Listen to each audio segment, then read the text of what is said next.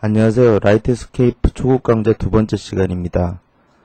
저번 시간에는 그 스케치업부터 라이트스케이프까지 작업 과정이 어떻게 되는지 간단하게 보여드렸고요.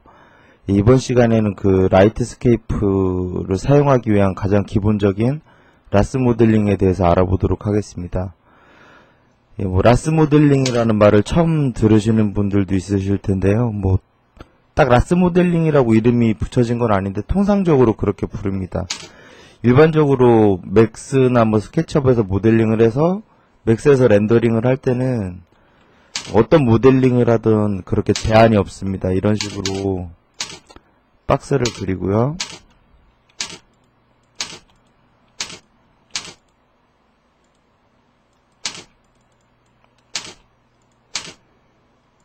이렇게 놔도 딱 렌더링하면 이 모양대로 나오거든요. 근데 스케치업 같은 경우에는 이렇게 면이 겹치거나 교차한다거나 이런 부분이 있으면 섀도우 렉이라고 그래서 그림자 누수 현상이 일어나게 됩니다.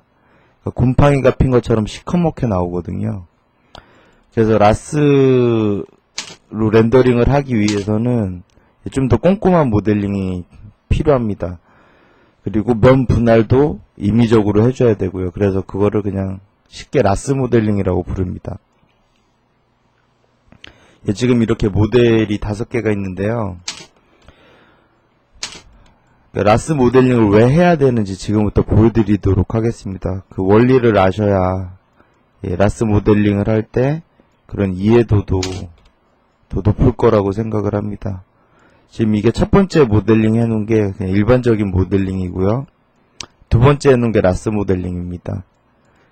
세 번째 돼 있는 건 라스 모델링으로 했는데 이렇게 벽이 좀 더 튀어나와 있는 거고요. 그리고 이거 같은 경우에는 이런 식으로 지금 공간 안에 가운데 기둥이 하나 있는 그런 이미지를 만들기 위해서 모델링을 한 건데 이 기둥이 이렇게 아래 위로 뚫고 나와 있습니다. 그리고 이거 같은 경우에는 기둥이 그 바닥하고 천장 높이에 딱 맞게는 돼 있지만 이렇게 그룹으로 돼 있어서 이렇게 이거 기둥 위에 있는 면하고 이 천장면하고 서로 겹치게 돼 있는 그런 상태입니다. 이렇게 지금 이 5가지 형태로 모델링이 돼 있는데 이거를 라이트스케이프로 넘겼을 때 어떻게 되느냐가 일단 관건입니다. 자, 이거를 지금 이게 바로 이제 라이트스케이프에서 DWG를 빼내서 라스로 넘긴 상태인데요. 자, 보시면 지금 면이 이렇게 삼각형으로 쪼개지죠. 이렇게 임의적으로요. 지금 스케치업에서 보면 전혀 그런 면 분할을 하지를 않았는데 라이트스케이프에서는 이렇게 자기가 마음대로 이렇게 면 분할을 하게 됩니다. 이렇게 지금 면 분할이 되면 그림자도 올바르게 생기지 않을 뿐더러 이렇게 면을 하나씩 클릭해 보면 다 이 면 하나가 제각각이 돼 있는 거거든요. 그래서 이렇게 쓸데없는 면 분할이 일어나게 되면 그림자도 제대로 생성이 되지가 않고, 그리고 이 면이라 해도 이렇게 잘려진 것과 하나로 붙어있는 면일 경우에 용량 차이도 있습니다. 그리고 라스가 빛을 받아서 계산을 할 때도 면별로 다 계산을 하기 때문에 쪼개진 면이 많아질수록 또 계산도 느려지게 됩니다. 결국은 작업 시간이 더 늘어나게 되죠.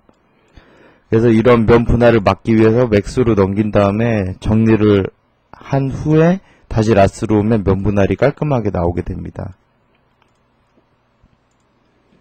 지금 이게 맥스에서 넘긴 상태인데요. 바로 이전 시간에 보셨던 그런 방법으로 똑같이 한 거거든요. 자세한 설명은 나중에 드릴 테니까 일단 지금 보시면 아까 스케치업에서 이렇게 모델링 했던 이 5가지가 여기 그대로 있습니다. 순서대로요. 지금 이 상태에서 다 정리를 한 다음에 라스로 가져오면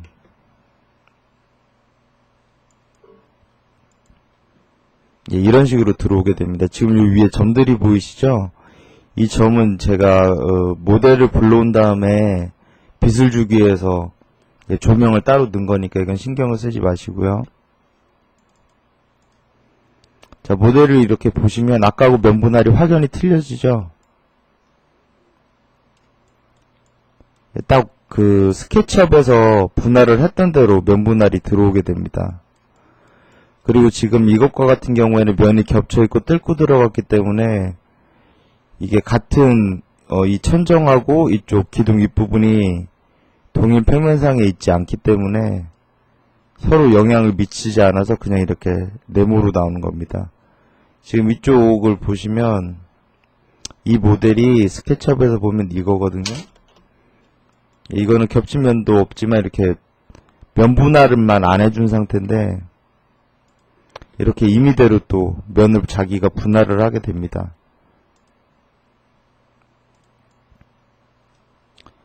이런 식으로 면 분할이 되면 올바른 그림자가 생기질 않게 되거든요. 그래서 이렇게 스케치업에서 임의대로 이렇게 사각형으로 최대한 사각형으로 면 분할을 딱딱 해줘야 라이트스케이프에 와서도 올바른 작업이 될 수가 있습니다. 지금 이 상태에서 조명을 배치한 후에 솔루션을 미리 해놨습니다. 이게 솔루션을 한 상태인데요. 자, 뭐가 다른지 한번 보겠습니다. 지금 이게 면 분할이 돼 있는 상태인데 이게 첫 번째, 두 번째 겁니다. 그러니까 이것과 이거 이렇게 두 가지죠. 이게 라스 모델링으로 제대로 한 거고 이건 면 분할만 안 돼 있는 상태입니다. 보시면 아까 엣지가 이렇게 임의대로 나눠졌기 때문에 그거에 맞춰서 이렇게 면 분할이 이렇게 진한 쪽이 면 분할이 많이 돼 있는 겁니다. 그리고 이쪽에 제대로 된 라스 모델링을 보시면 면 분할 해준 쪽으로만 이렇게 딱 면 분할이 이렇게 사각형으로 들어가게 되죠. 이게 더 올바른 상황이 됩니다. 자, 지금 이렇게 보시면 이쪽에 그림자가 이쪽 왼쪽으로 치우쳐서 퍼지는 걸 보실 수가 있습니다. 이게 빛이 거의 좌우 대칭으로 들어갔기 때문에 그림자가 한쪽으로 쏠리면 안 되거든요. 이렇게 쏠리는 거에 반해서 이걸 보시면 거의 골고루 이렇게 퍼지는 걸 보실 수가 있습니다. 그림자 방향이. 좀 더 확대를 해보면 이런 식으로 퍼지고요. 이건 이쪽으로 방향성을 가지게 되죠. 그래서 면 분할을 꼭 해줘야 되는 겁니다. 그리고 면 자체도 이게 훨씬 더 많죠. 쪼개진 게. 이거는 거의 사각형으로 돼 있는데 이거는 또 대각선으로 쪼개져서 다 삼각형으로 돼 있습니다. 이게 훨씬 더 안 좋은 모델링이 되는 거죠. 그림자도 똑바로 안 나오고요. 자, 그리고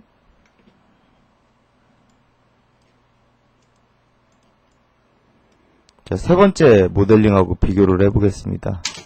자, 세 번째는 다 라스 모델링으로 똑같이 돼 있는데 이쪽 변만 한쪽으로 더 튀어나온 상태죠.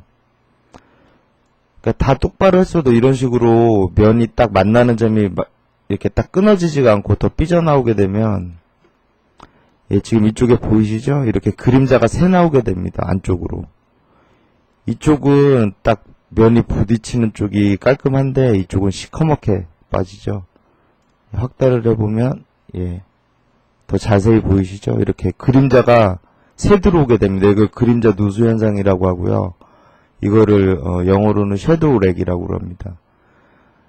모델링을 할 때 이런 부분이 없게끔 모델링을 잘 해야 되겠죠. 그래서 면이 딱 그 맞닿는 모서리들이 딱딱 맞게 라스에서는 모델링을 해줘야 됩니다. 그리고 그 다음 것들을 보면 이거는 면 분할이 안 돼 있는 상태에서 기둥이 삐져나와 있는 거고요. 이거는 기둥 높이는 딱 맞는데 서로 또 면이 하나씩 더 있어서 겹쳐 있는 상황이죠. 자, 그럴 경우에는 어떻게 나오냐면 이 두 개거든요. 자, 이걸 보면 이런 식으로 여기도 그림자 누수가 일어나죠. 이쪽 아래쪽 기둥 부분이 이쪽 누수가 된 그림자가 위로 또 치고 올라와서 약간 더 들어가 있죠. 안쪽으로.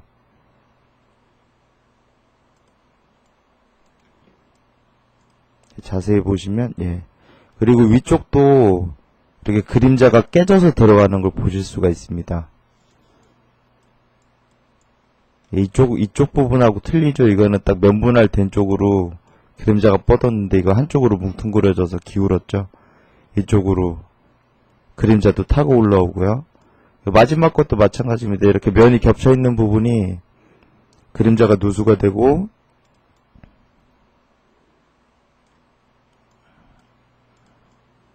이쪽에 아래쪽에서도 제대로 된 그림자가 생성이 안 됩니다. 꼭 약간 바닥 위에서 떠 있는 것처럼 보이시죠?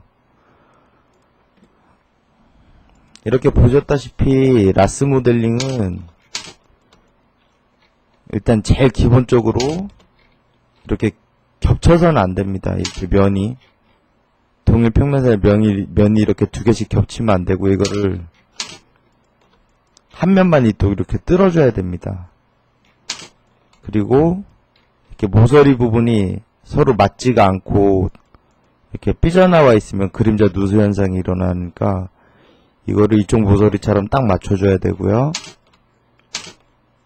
그리고 이렇게 뚫고 나가서도 안 됩니다. 그리고 이게 뚫고 나가도 그림자 누수 현상이 일어나고요. 그리고 이거하고 이거 첫번에 두 개의 얘처럼 모델링을 겹치지 않고 끝도 다 맞게 했더라도 이렇게 또 면분할을 임의대로 해주지 않으면, 예, 그림자도 이상하게 생성되고 용량도 더 커져서 작업 시간이 길어지게 됩니다. 라스 모델링을 하실 때는 이거를 꼭 염두에 두시고 모델링을 하셔야 됩니다. 이게 모델링을 하는 경우에 좀 그러니까 라스 모델링을 꼭 해야 되는 데가 있고 안 해도 되는 데가 있고, 예, 그런 경우가 있습니다. 그러니까 예를 들어서 의자를 보면 의자를 딱 정면으로 놓는 뷰를 잡아서 이제 나중에 이미지를 만들겠다 그러면 뒷면 안 보이지 않습니까? 뒷면 안 보이는 쪽, 이거는 확실히 조금 보이지가 않는다는 부분은 굳이 면 분할을 해주거나 그러지 않으셔도 됩니다. 어차피 안 보이니까 그림자가 좀 다르게 생성돼도 상관이 없거든요.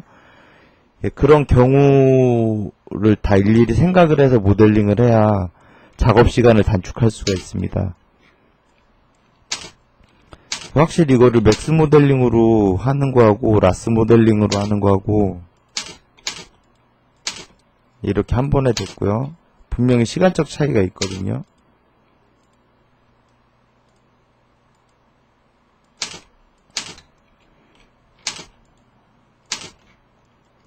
이거를 라스 모델링으로 한다면 이런 식으로